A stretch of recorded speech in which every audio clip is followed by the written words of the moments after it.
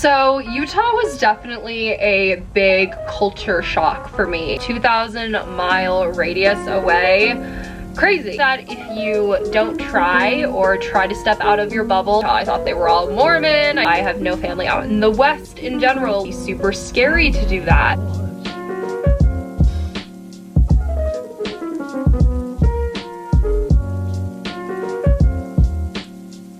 Hi guys, it's Brooke here. Welcome back to my channel. If you're new here, hello, welcome. So today I just wanted to sit down and chat with you guys, obviously about college. I'm wearing my University of Utah shirt right now, and I wanted to talk to you guys about why I decided to go to college all the way across the country. If you aren't familiar with my channel, or if this is your first time stumbling upon my channel, I am originally from New York, and I'm from the Hudson Valley region, which is about 45 minutes north of New York City, and I decided to move and go to college all the way in Salt Lake City, Utah, which is obviously a huge distance. It is a 5.5, sometimes 5-hour plane ride from New York to Salt Lake City, and this decision was definitely not easy when I was deciding to go to school, considering how far away it was, and I really did not even think that I was going to go as far as I did. And originally when I was applying to schools, I gave myself a bigger net of schools to apply for because I am a musical theater major as well, if you didn't know that, and I wanted to apply to as many schools as I could, increasing my odds and chances. So that is why I applied to schools so far away. Otherwise, if I was doing another major, I probably wouldn't have needed to, but that's kind of what brought me out here. And yeah, if you're interested in more of these college style talking type videos, give this video a big thumbs up and subscribe to my channel. And I post content every Sunday and Thursday, so let's jump into it. So Utah was definitely a big culture shock for me, to say the least. You can imagine coming from New York, going to Utah. It's a 2,000-mile radius away. Crazy. And I really had no clue about the culture out there. I have no family out in Utah. I have no family out in the West in general, like not one soul. My entire family lives on the East Coast in New Jersey, New York, Pennsylvania, those areas predominantly, and I was really only used to being on the East Coast. I didn't know anything about Utah. I thought they were all Mormon. I thought they were like all FLDS people, and like I was watching Escaping Polygamy before I went to school because I was scared about that. Like I just really didn't know, but I was also very excited about experiencing another culture, and that's really what something that made me want to experience something completely different was the fact that it was so out of my comfort zone, because I am a very adventurous person. I'm very extroverted, and I'm always down for a new thrill or just a new experience. I really believe that experiencing as much as you can is the way to grow the most as a person.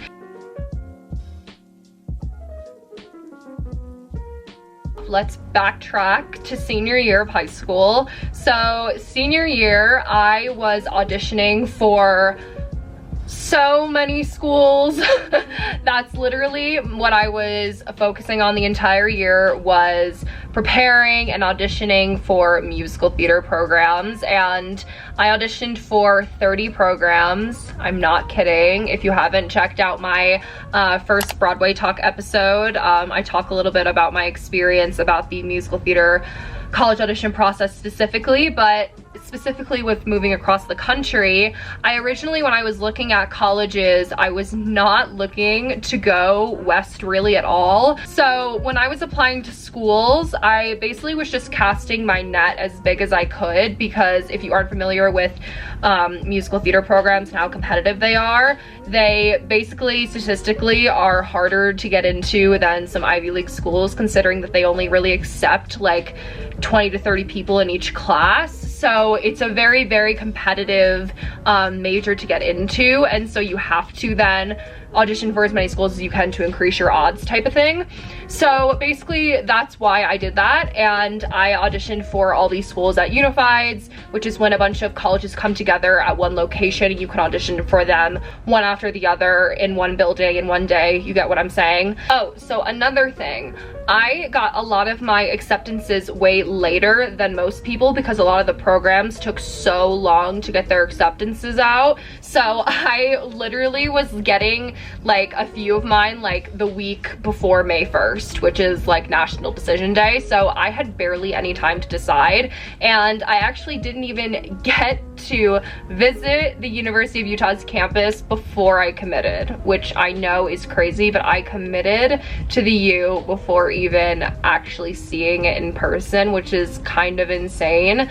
But I did mainly because of the reason of it had everything I wanted, but also it had in-state tuition. I don't know how it is with every other state, but Utah has this really amazing deal basically that if you stay in the state for a full year and you're a full-time student, you can get in-state tuition and you can get residency. So basically I had to go through the process of getting Utah residency to get my in-state tuition, and in-state tuition in Utah is dirt cheap compared to all the other schools that I was looking at that were either private or East Coast. Prices are also just way more expensive. Utah's state education is way cheaper in general. So that's another reason why I decided to go out of state as well, was because of the in-state tuition price. And I was thinking, like, as a musical theater major, I really should not be going into debt for what I'm doing. And I had the option of,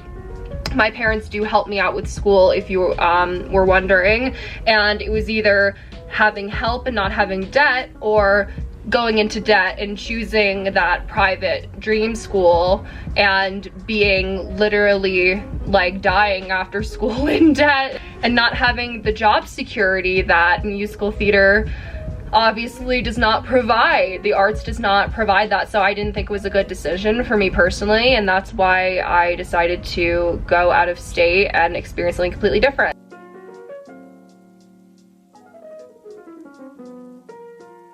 Automatically, one of the first things that is completely different about New York and Utah is just the landscape. I have never seen such beautiful mountains in my entire life. The outdoors here is unreal. In certain parks, you literally feel like you're on like a different planet. Like Zion National Park, Arches, like they literally look like Mars. Like I still get amazed by looking out my window every day. I have rolling mountains just right outside my window, and I used to think I lived on a mountain. I literally grew up on a hill, not a mountain. Eastern mountains, I guess. But yeah, the outdoors here are insane, and that is something that you will never find on the East Coast in the same way.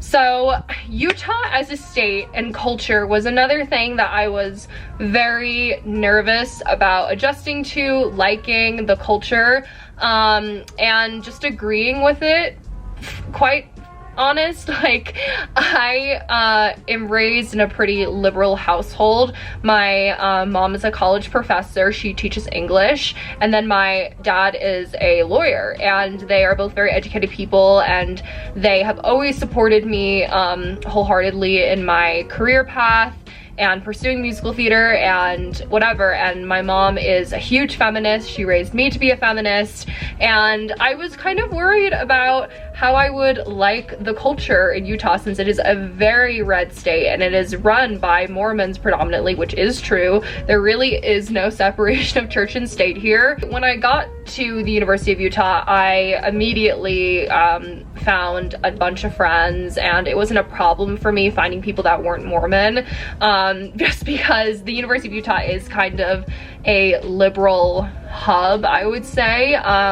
Salt Lake City itself is like the only liberal part of Utah. Yeah, I mean, culture-wise, it's very different in the way that I never experienced being around Mormons. And growing up, the predominant religions around me were mainly Christianity, Catholicism, Judaism, even like Buddhism, Hinduism. I saw more prominent than Mormonism where I grew up. So that was definitely a very big change for me. And the only thing I knew about Mormons before I came to Utah was that they didn't drink coffee because of the Book of Mormon the musical. And let me just say, the Book of Mormon the musical, not a lot of it's exaggerated. Just gonna put that out there if you've seen it.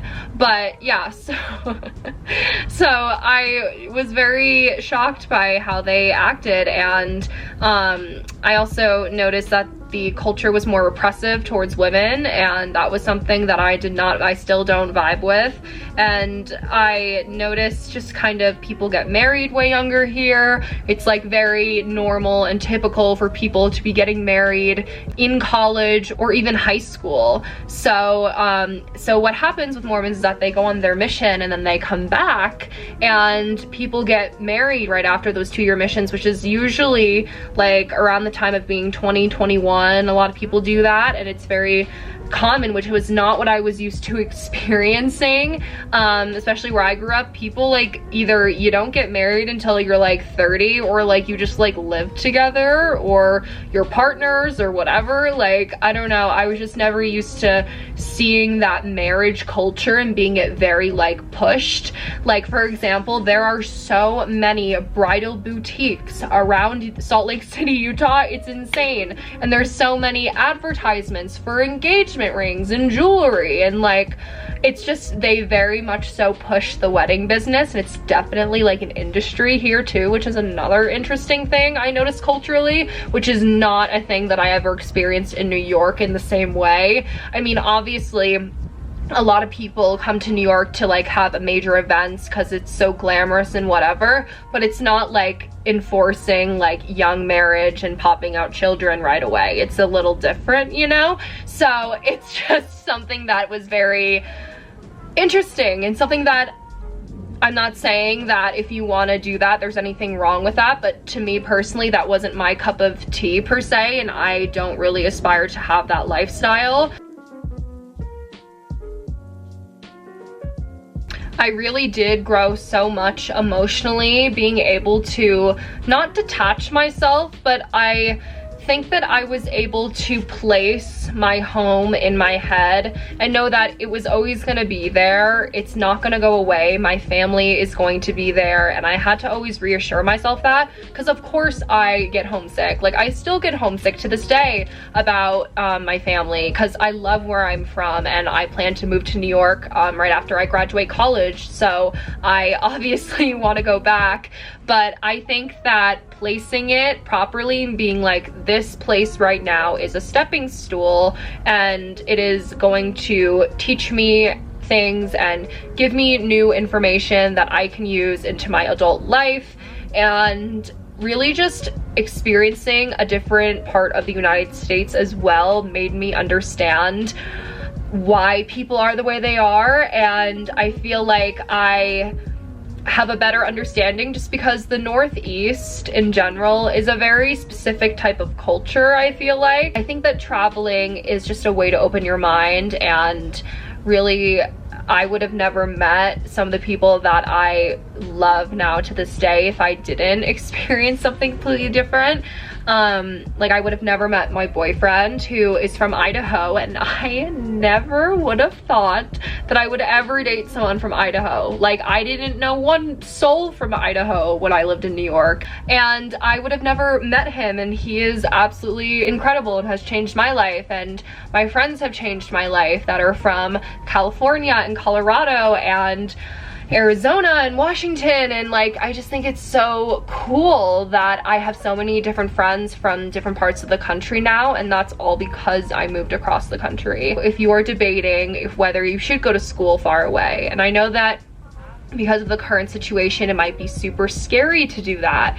But all in all, I do think that moving across the country was a very, very positive thing for me personally. And I have grown so much so in ways that I can't even explain. I think college is the most transformative time of your life, and I feel like I have transformed the most in this 4-year time frame, since now I am a senior. And it's crazy that I'm a senior now. Like, oh my god, it's insane now that I literally came to Utah 3 years ago. But all in all, if there's one thing I want you to take from this video, it is to take the chance and take the leap. I think that if you hate it, you hate it wherever you end up.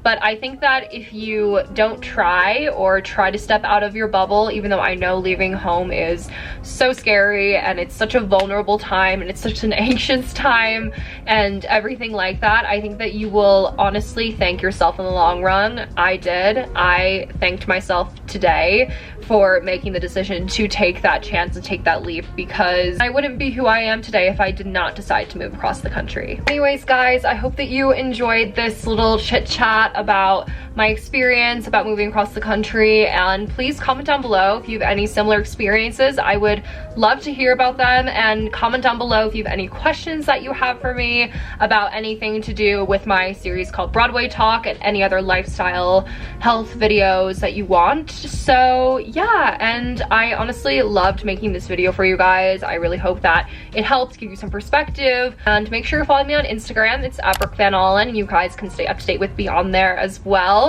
And I love you guys so much, and I will see you guys in my next video. Bye everyone.